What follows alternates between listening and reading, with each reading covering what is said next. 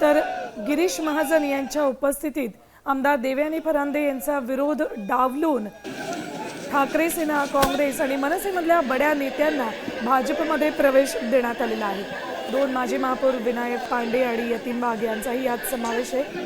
तर काल जे दिनकर पाटील मनसे आणि ठाकरे सेनेच्या युतीवर आनंद व्यक्त करत होते, तेही आज सहकुटुंब भाजपमध्ये दाखल झालेले आहेत। ज्यावेळेला काही वेळापूर्वी गिरीश महाजन यांनी पत्रकारांना या सगळ्यांना भाजपमध्ये प्रवेश दिला जाईल असं जाहीर केलं, त्यानंतर फरांदे समर्थक आणि प्रभाग 13 मधील काही कार्यकर्ते आणि इच्छुकांनी गिरीश महाजन यांच्यापुढे गोंधळ घातला। या नेत्यांना भाजप प्रवेश देऊ नये असं सांगितलं, मात्र तरीही या सगळ्यांचाच विरोध डावलून गिरीश महाजन यांनी भाजप प्रवेश या सगळ्या नेत्यांना दिला।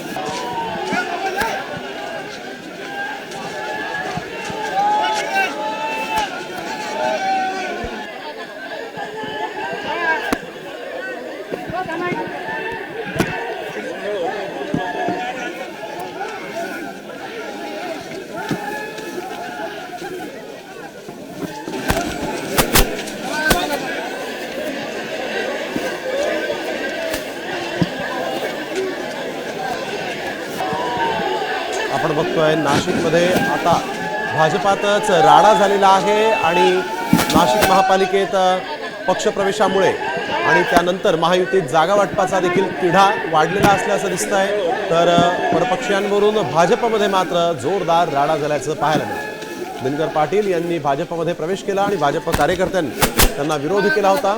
शाहू खैरे यांचा देखील भाजप प्रवेश झालेला आहे। या पक्षप्रवेशाला निष्ठावंतांनी मात्र विरोध केला आहे। 5 नेत्यांचा नाशिकमध्ये भाजपमध्ये प्रवेश झाला आणि त्यानंतर आपण बघतोय याच इनकमिंगवरून आता निष्ठावान कार्यकर्ते भाजपचे जे आहेत ते मात्र नाराज आहेत।